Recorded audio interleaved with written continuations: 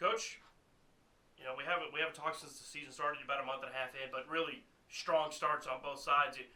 I know maybe a couple wins here or there you'd like to have back, but Sure. obviously a really strong start for both teams. You really have set yourself up heading into conference play here next week.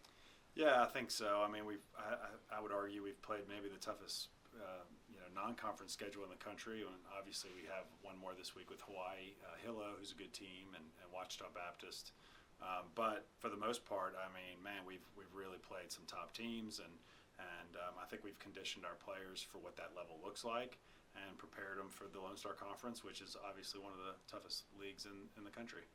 Coach, you mentioned the conference, and of course, you mentioned the non-conference schedule. Kind of give us, I mean, you guys have played, 5, 6, 7, 8 ranked teams already this season.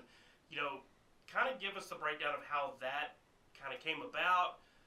We talked about, you're kind of the midpoint for a lot of these teams and traveling and things like that. Kind of talk about how that all kind of comes together into a schedule. Yeah, it really, it's such a big benefit for us. I think we take advantage of our geography a little bit, that we can pull some teams from the Gulf South Conference, from the GAC, and those teams are usually pretty strong. And we also can get some of our other top Lone Star Conference teams to come over and play them. So we kind of leverage that a little bit. And certainly we have great facilities here, not just with our own facility, but the junior college lets us, use their great facility as well. So that partnership really benefits us. And then, the guys getting into national indoors, obviously when you go there, you're going to play 3 of the top 8 teams in the country right off the bat.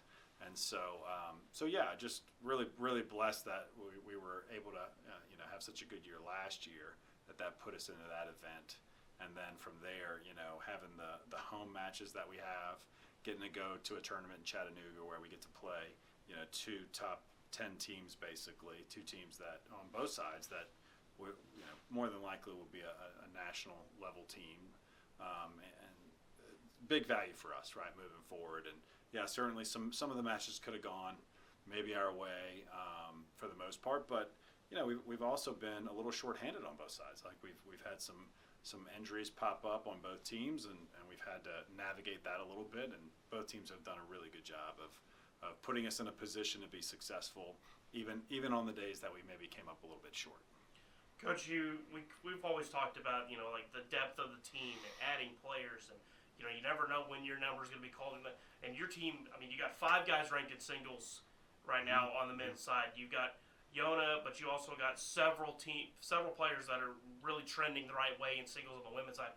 Kind of just talk about the depth of those 2 teams right now, especially in singles where you guys have had a lot of success. Yeah, I think with a schedule like ours, it is really important from the singles side to have 8 players that you feel like can really play for you, and we do feel like we have that on both sides.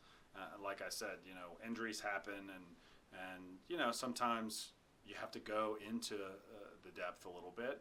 And it's, like I said, it's been great. I mean, the team is designed this way for a reason. I do think the top teams in the country typically are going to have 7 or 8 players that they can really rely on. Certainly you don't want to lose anyone, but these are the things that can occur throughout a very demanding season. And yeah, like you said, we have a lot of guys ranked who really carried over their fall results and have had some pretty strong results for the spring. And then on the women's side, you can really see people starting to play really well. I thought Natalia Gorsny had a great weekend where she played very good, especially beating a ranked player from North Georgia. Maria Antonia, one of our freshmen, has done a great job really stepping up and maybe playing a little bit higher than we anticipated, right?